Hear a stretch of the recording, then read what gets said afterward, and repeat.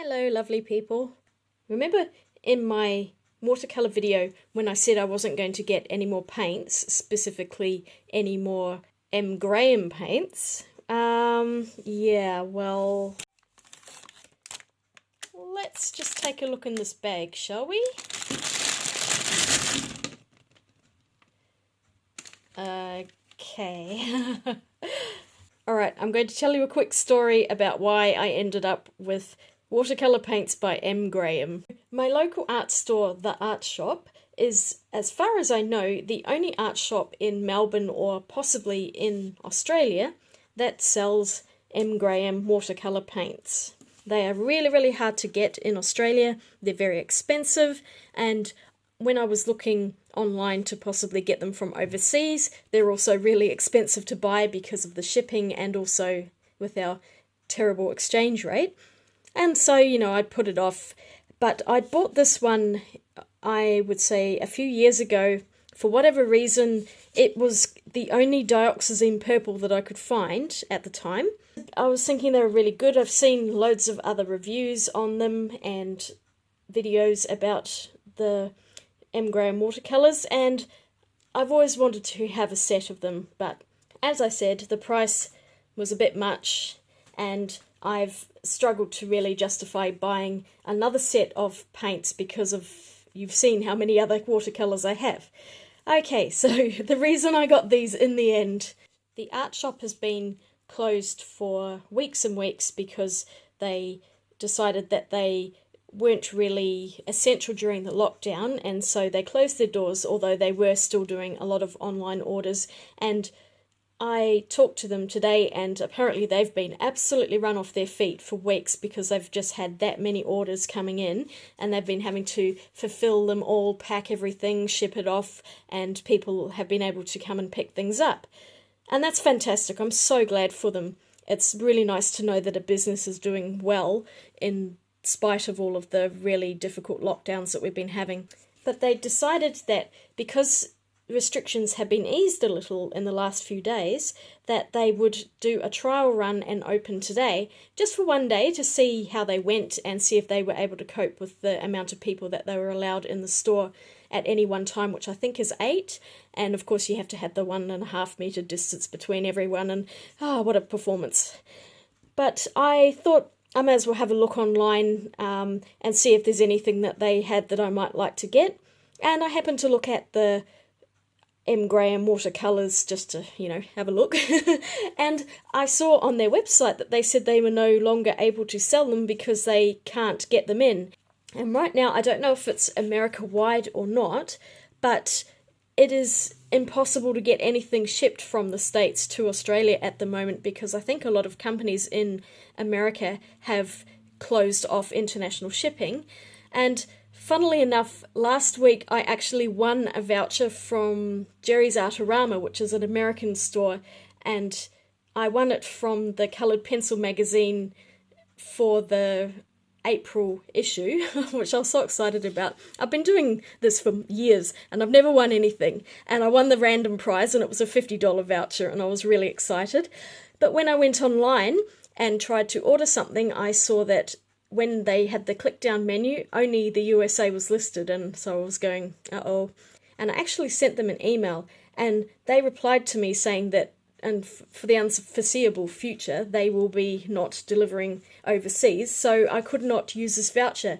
I ended up giving the voucher to a friend of a friend who I know does art and loves art, and I sent it to her, and she was so excited because she got this set of 3 brushes.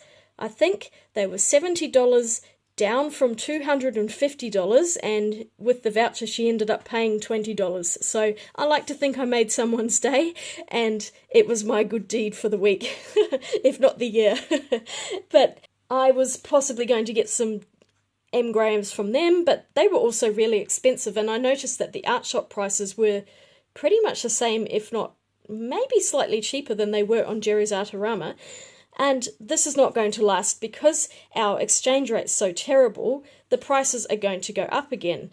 But because they can't get in any more stock, then they put on their website, and this is theartshop.com, that they were no longer able to let people order them online because they didn't have any stock coming in. But I know from experience that sometimes their online store does not have a fully updated inventory of what's actually in their store, so I thought I would go down there and just see if they had any left, and sure enough, they still had their stand there, and probably there was maybe just under half of the stock left in store, and so I went through and I picked some colours. I did not get all of the colours that I was initially intending to buy when I first made my list of the colours that I would like to have, but I think I've gotten a pretty good palette of colours, and I'm going to squeeze them all out into half pans today and basically fill up one of my spare boxes that I got from Prima Marketing that, you can see I've just washed it because it was a bit dirty. Technically they hold 12.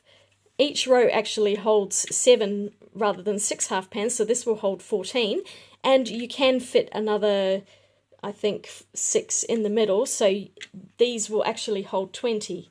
But the price of them was a bit much to buy 20 paints.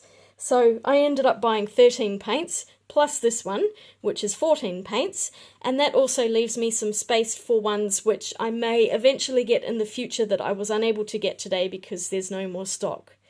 So, ooh, I'm so excited. I can't wait to fill these.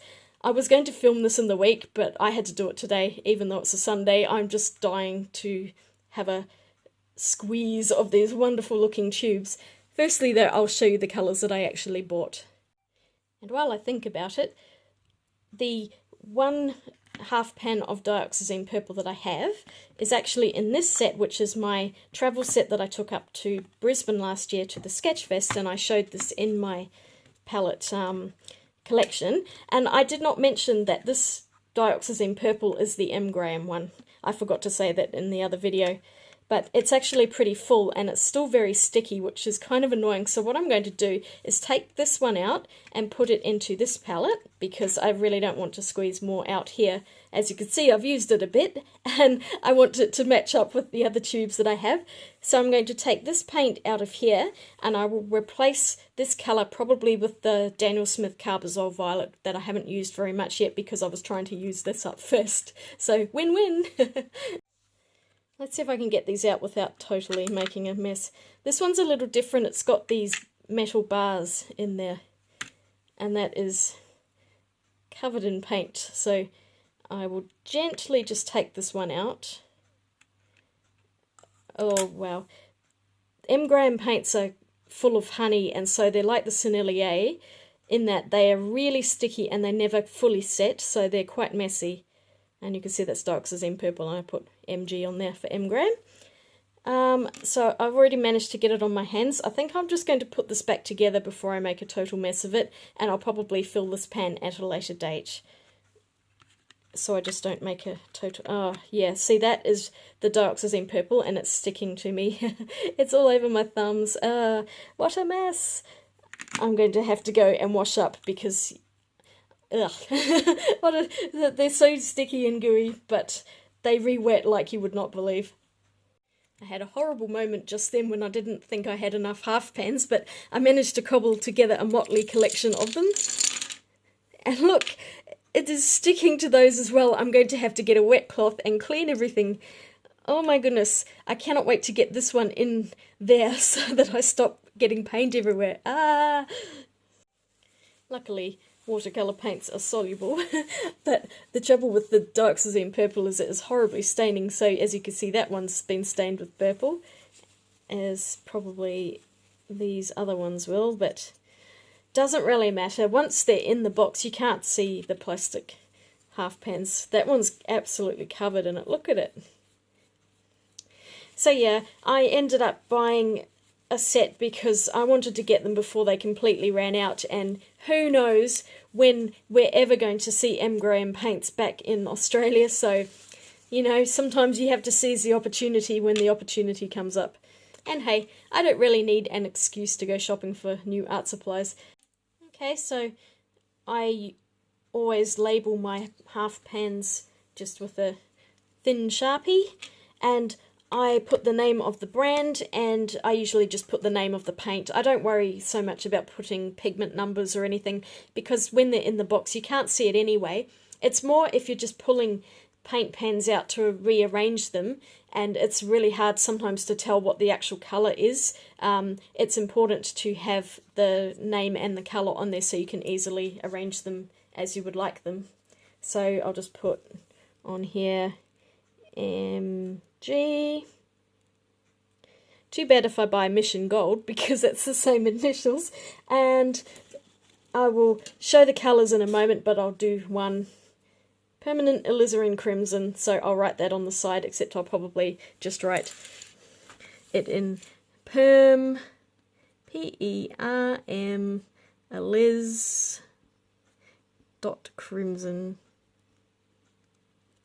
Permaliz Crims. I know what that is, so at least when I pull it out I can just say that that's an M. Graham and permanent alizarin crimson. So I'll quickly label all of these and then I will go through all of the colours that I bought. Okay, I've labelled all the pans. I'm not sure quite yet what order they're exactly going to go in, but I have put them in the warms up the top and the cools down the bottom. And I'll just quickly go through and show you which colours I ended up getting. I got a raw umber, a permanent alizarin crimson, naphthol red, quinacridone rose. I know 3 reds is a bit excessive, but I cannot resist reds. And these are all quite different. The permanent alizarin crimson is a much darker red, whereas the naphthol is going to be kind of a fire engine red, and then the quinacridone rose is going more into that pinker side of things.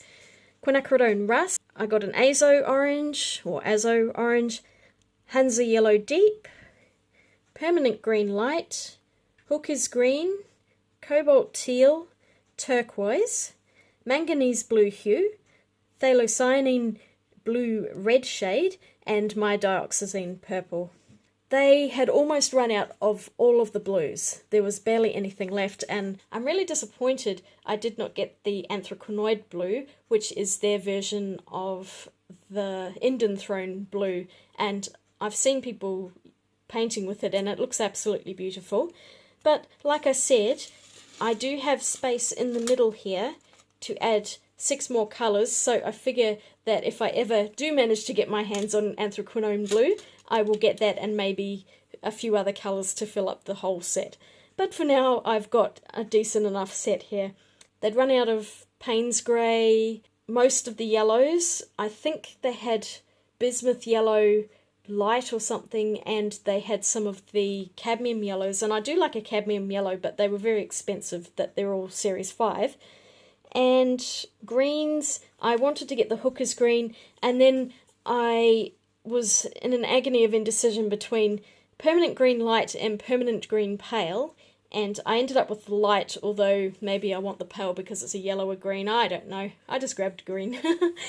I ended up with 2 kind of turquoisey colours. I got the turquoise and the cobalt teal. I wanted to get more cobalt colours, but they are really expensive, and I was, within a bit of a budget here, so I did choose some of the cheaper ones, although I think they're mostly Series 2 and 3.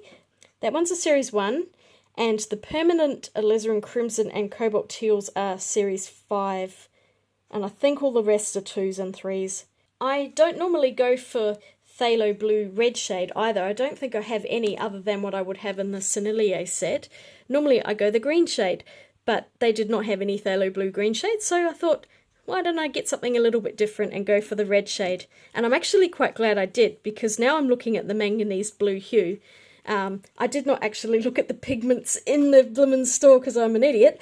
This is actually PB15:3, which is phthalo blue green shade, although it does have, I think, PW4, which is a white, so it's got a bit of white mixed in, but that's close enough. And the Hansa Yellow Deep I kind of guessed because they had Gamboge, which I think is a much deeper yellow, whereas this one's Arrowlight Yellow, which I actually really like. Okay, the light fastness on the Arrowlight Yellow is not as good as some of the other yellows, but it is a beautiful, beautiful colour, and I'm really glad I picked that one up. Azo Orange, I was also debating whether I get the Gamboge or the Azo Orange, and I just decided I wanted orange. I've heard good things about quinacridone rust, so that was on my must-have list. And yeah, let's get to pouring them out, because I'm so excited. These are 15 milliliter tubes, and they pretty much last forever. I don't know that I will ever go through all of these. It's so much paint. It doesn't look like a big tube, but watercolor paint is so concentrated, especially the M. Graham brand and other brands that I've shown. They just last forever, so they're a good buy. Even though they're expensive, they're worth the money. Sorry if you can hear a lawnmower going in the background. What I've learned from my mistakes is that it's a really bad idea to overfill these half pans with paints that are honey based, because they just get so sticky, and this one is a total nightmare because it's all managed to splooge over the side, and I keep touching it and it just keeps getting all over my hands. So I'm not going to overfill my other pans. I'm only going to do them maybe about halfway, and I hate wasting anything, so I like to get a toothpick. So what I do is very gently open the tube, because they are sometimes really full and they'll just splooge everywhere. As you can see, that's already coming out. I like to squeeze a little bit into it. You can sort of aim and squeeze into the corners, but I find it's quite difficult and it's messy. So what I do is I like to chop it off, and I'll put the lid on in case any more comes out. That's the hardest part, is not getting them everywhere, because sometimes if they're under pressure they'll just keep coming out. And what I'll then do is get the toothpick and just push the paint into the corners like that.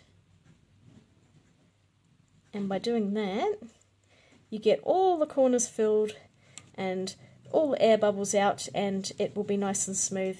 Sometimes if a paint is really runny, you don't need to do this so much because it will naturally fill up, but the raw umber's quite thick, so I've just done that. And I think that's as full as I will make it for now. And I can always add more once this is set a little bit. And when I say set, I mean not quite as runny as what it is now, but it will still be sticky.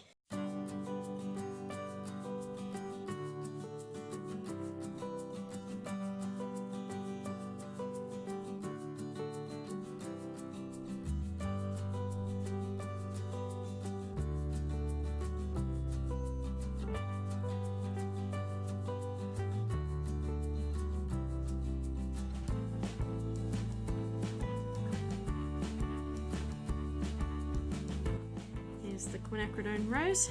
I find filling half pans a very messy business, and I almost always end up with paint all over my hands, but that's kind of part of the fun. I do enjoy being in close contact with my paints. So this is a nice pinky red going towards magenta. I don't think they had magenta. I think that was one that had been sold out ages ago, so quinacridone rose is as close as I'm going to get to that magenta. But it's pretty, at least in the pot it looks pretty.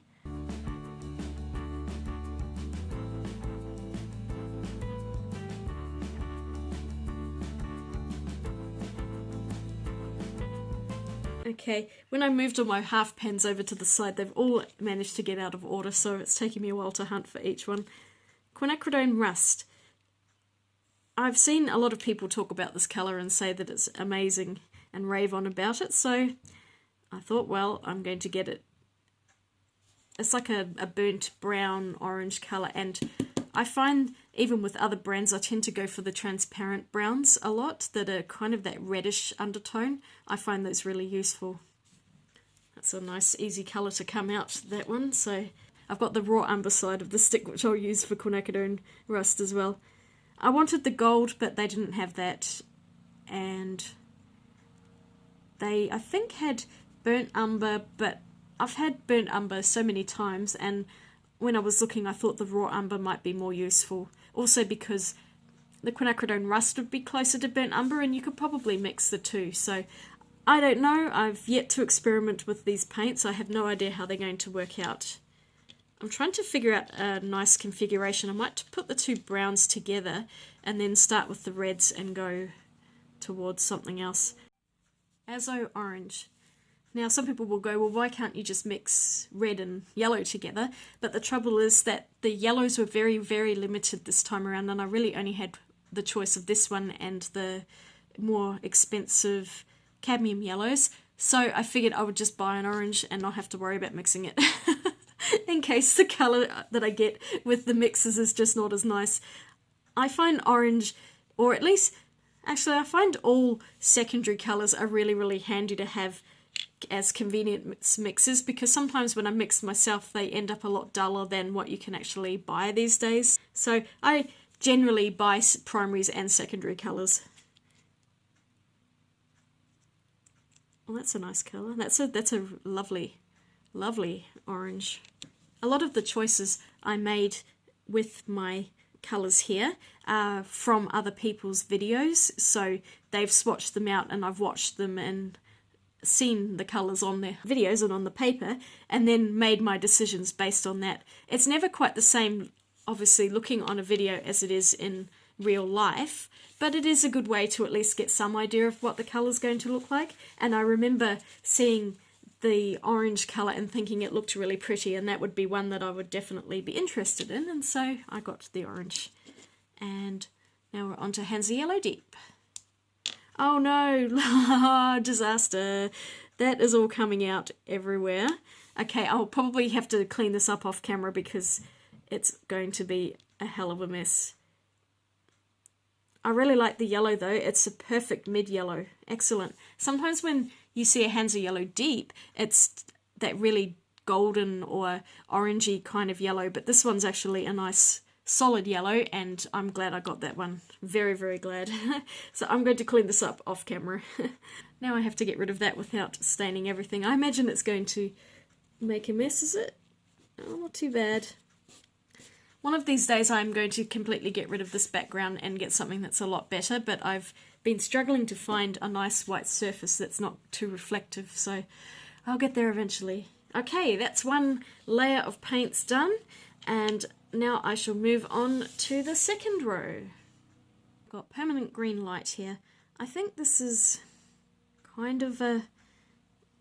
is it a phthalo green? Yeah. This is actually a mix. This is chlorinated copper phthalocyanine, which is PG7. Yes, so this is a mix of phthalo green blue shade and benzimidazoline yellow, which is PY151. That I was going to buy phthalo green yellow shade, which they had one left of, but I thought I've got quite a lot of phthalo green yellow shades in other brands, so I'll try the permanent green light, which is the phthalo green blue shade but with some yellow mixed in, so it probably looks like phthalo green yellow shade anyway. But I find it's a fairly solid colour to have. I mean, that's a nice solid green, and it's quite good to start off with this green and mix in other things to change it into something that's a bit more natural, but sometimes I do like to have an unnatural green like this as well. It's a nice solid base, and then you don't have to worry about getting your blues and your yellows exactly right to get a nice green. Plus I only have one yellow, so there's only one kind of green that I could make with the blues that I have. So yeah, I have gone with that. This has gone everywhere as well. It's very, very gloopy. I try to get most of it out of the lid as well, because when you put the lid back on, it then goes everywhere in the tracks of the tube, and it can get sticky and not come off again, so I'll try to pick off as much as I can there. It's going to get everywhere. Despite my best efforts for them to not do that, this is usually what happens. It's not too bad, it's only on the top, so I guess I can live with that for now. And I'm too mean and stingy to clean out the whole lid because it's too much paint wasted. Oh, I'm so sad. Alright, let's get this one out. Sometimes it's really hard when you've only got limited amount of spaces to choose exactly the perfect palette, especially when you've not used them before and it's just a guessing game. More paint to add to the collection on my hands. Now, this one's Hooker's Green. Look at that. I'm so clumsy. And anything with phthalo in is really staining and it just does not come off, so I'm going to have a solid shower tonight and probably still have it all over me later on. What kind of artist would I be if I did not have my hands covered in some kind of art supply, either paint or ink or something of that ilk? Okay, the Hooker's Green is a far more natural colour, more like your mossy leaf tree green. This one is interesting. This is a mix of two colours. This is also a mix of phthalo green blue shade, that PG7, and it's also, instead of the benzimidazolone yellow in this one, we've got isoindolinone yellow. Some of the names that they have for these chemicals. And this is PY 110. So both greens are a mix of two colours, which is quite nice. Quite often sap greens are at least three colours, so the less pigments you have in a paint, usually the better, because then you can mix them with other things and not end up with a huge amount of mud. So that's good. So both of them are essentially phthalo greens, but they have different yellows to make them different colours. Very interesting. Alright, I should be able to use this toothpick for the rest of the paints, which are teals and blues. So first of all, we have a cobalt teal. These tubes are absolutely packed full of paint. Look at that, that is just one fat tube.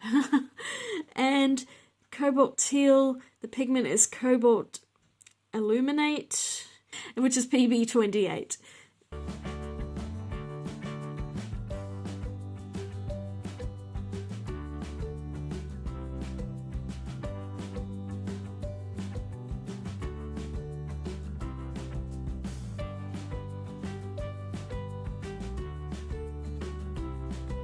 Okay, what a mess. The sooner these get into a box, the better.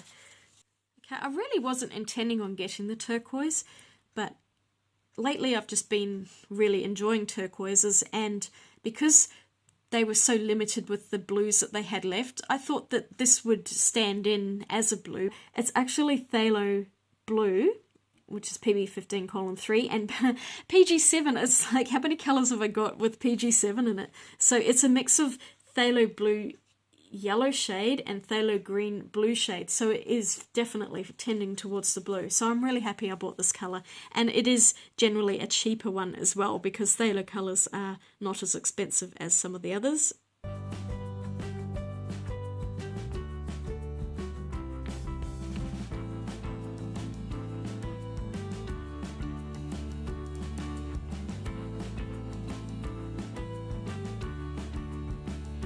This tissue is getting progressively filthier, and I've already thrown one or two of them away. It's like a rainbow on my hands. I will make sure I wash them thoroughly, because I have been touching a cobalt colour, and you have to be so careful with professional paints that contain cobalts and cadmiums. These are heavy metals, they're very toxic if you consume them, and they're probably not great on the skin either, so I will be washing my hands as soon as I finish doing this. Manganese blue hue, which I showed earlier, is the phthalo and zinc oxide. Okay, so it's a zinc white, is PW4. Yeah, okay, you can see it's just very slightly opaque from that white, and this is another one that has just come out of this tube before I can even blink, kind of thing. Look how much is in the lid. I'm going to have to deal with that in a minute, but we'll squeeze some out.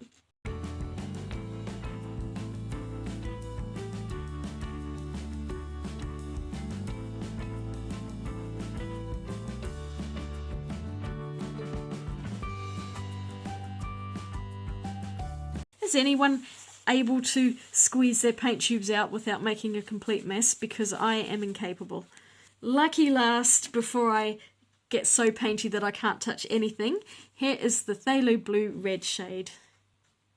Okay, this one's come out a little bit as well, but not quite as bad as the manganese. But this one's a bit runnier actually, and it looks pretty dark in here, although I think once you paint it out it will go quite a bit lighter, but phthalo blues are very, very heavy colours, if you will. They're really staining, really, really saturated. And just looking at this, and it's very hard to tell just from this paint like this, but it kind of reminds me of the Delft blue in the Schminke set, although I'm not sure if it's going to be quite as dark as that, but we will run it out. I might have put a bit more than I was intending to in this one, but that is it. So I will pop them all in the box. I'll clean up and yeah, I'll be back in a second.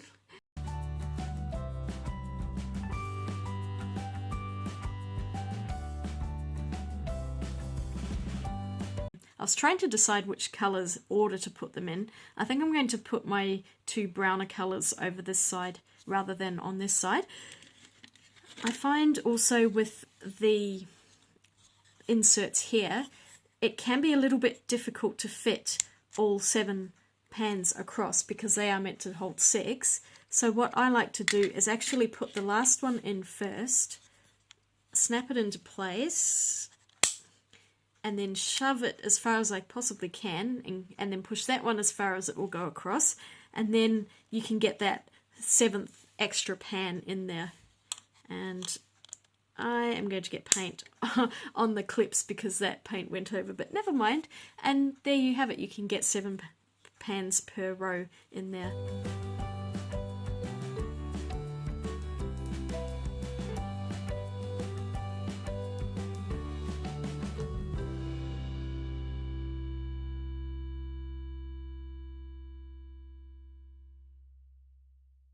But look how nice and sturdy and snug those are. They're not going anywhere. And then you can put another 6 if you put them sideways. I think 6 will fit across there, so you can have a total of 20 in here. I think if you put the half pans in here without the insert, you can add more, but I enjoy having the insert in there. And there we have it. All that is left to do now is swatch out a chart, which I will stick in here, and then I'll also swatch out a chart for you as well so we can see the colours together. I'm finally ready to swatch.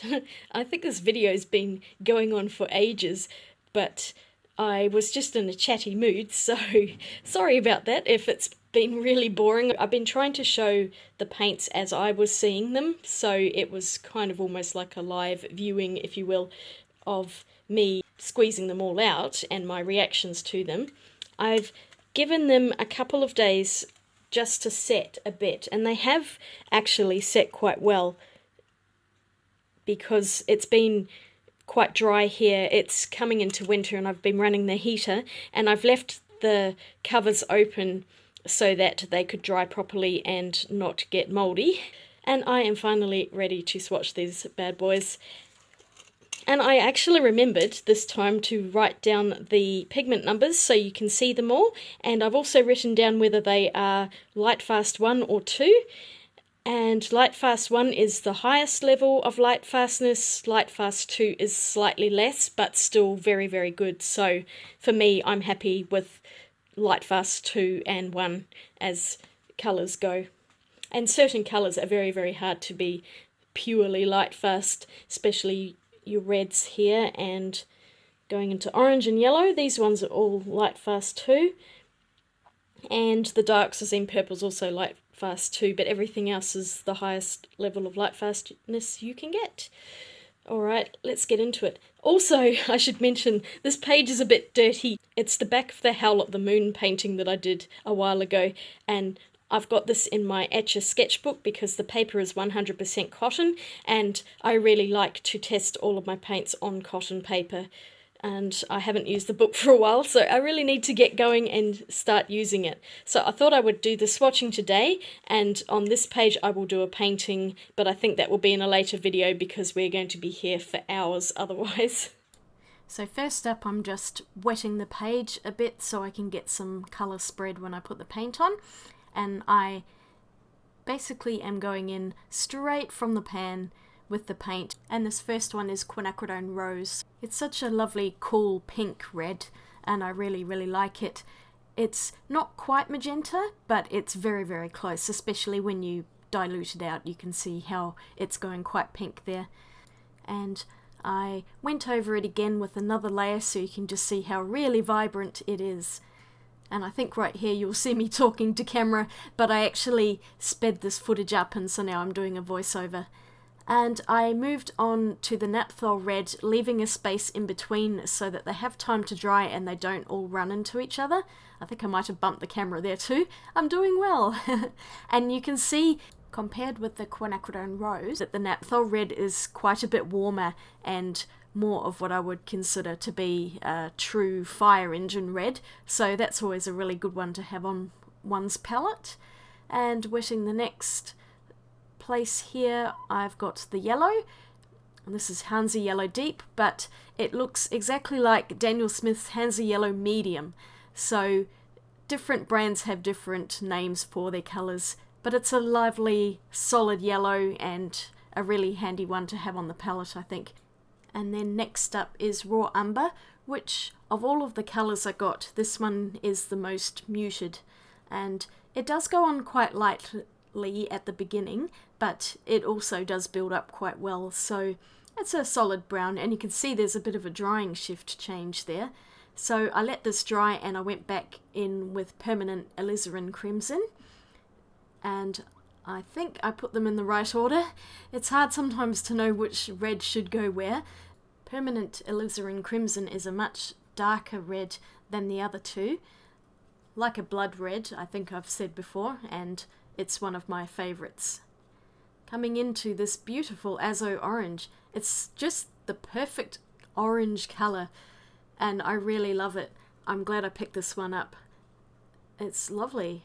I imagine it will mix quite well with some of the greens to mute them down a bit, so I think it's quite a handy colour to have. And the last one in this line is the Quinacridone Rust, which is like a burnt sienna or a transparent burnt orange, that sort of colour, so it's a very reddish orange and does not have any of the opacity that other colours like Venetian Red might have, so it's a great one. I really love it.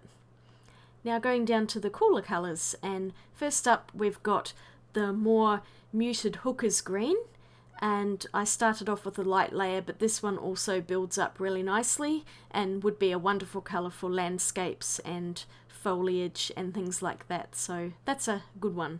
We'll see how bright the Permanent Green light is in comparison to it in a little while, but the next one I did is Cobalt Teal, and this is such a stunning colour. I really love it. I don't think I've found a Cobalt Teal yet that I haven't liked, but the M. Graham one is particularly beautiful. I mean, what a stunning colour. And onwards to the next one, we've got Manganese Blue Hue, and this is a little more opaque. You can actually see it, I think, when I'm painting it out. It's definitely not pure phthalo blue by any means. And over here is the one I've had for ages, that is the Dioxazine Purple, but this one re-wet just as well as all of the others, and it's a lovely purpley purple. And it does get pretty dark, as you can see here. I was trying to get a bit of a gradient going, but I don't know how successful I was on some of them. I went back in with Permanent Green Light, and you can see how much more of a faker green, if you want to call it that, it is than the Hooker's Green, but I really do enjoy a nice bright green, and my Cobalt Teal had not quite dried properly, so there is a little bit of mixing there. In with the turquoise, can you see that that looks almost like a phthalo blue yellow shade? It's just slightly greener, but I'm glad I picked it up because it's a really beautiful colour, and really the teal, the turquoise and the manganese blue are quite similar to each other, but that turquoise I think has a deeper tone to it. And the last one here is Phthalo Blue Red shade, which started off quite light but got significantly darker when I went over it again, and I would consider this somewhere between an ultramarine and Schmincke's Delft Blue, so this is a great one to have on the palette along with the cooler blues. And here we have the finished swatches. They're a bit of a mess today, and a lot of that is because the last few nights I've not been sleeping very well. I keep waking up between 2 and 3 o'clock in the morning and finding it really, really hard to go back to sleep. And today I am super tired and a bit grumpy, and I just could not get the paint to stay in the lines today, and they are a bit messy. You can see the blue is still just a little bit damp there, but hopefully you can at least get some idea of what the colours look like. And there's some really nice granulation in that cobalt teal, as you can probably see when I do that. So that's really cool. I really love a cobalt colour for that. This has got some granulation, or at least on this paper it does. I think that they're really nice and bright. I think I probably shouldn't have painted on the back of a piece of paper that I'd done a lot of paint on, because I think it's actually warped the paper a little bit, and it probably wasn't the best side to do it, so that hasn't helped. But I also did paint these little ones as well, which is going to go into my tin, like that. Different papers will show different properties in paints, so it's always a good idea to shop around and try different papers out, because the paint will behave differently. But they look amazing on here, especially that phthalo blue red shade. I love that, and the quinacridone rust. But this is the palette that I was able to make with the paints that were still in stock, and I may still get a few extra in the future, as I said, to fill up the central part, but I'm not expecting that to happen anytime soon. It will just be in my own time. Now, I will be doing a painting, but it's not going to be in this video because there's no way I'm able to do a proper painting today. I couldn't even do a swatch sheet properly. So that's a future video. I will do a painting, because that's really how the paints will show their properties, is when you actually do a proper painting rather than just swatching them. Thank you so much for watching today. I know it was a long chatty video, but it was very impromptu and I just wanted to go through these paints with you. Thanks again for watching. I hope you're all having a wonderful day and that you've been getting some decent sleep. And I will swatch you later. Bye!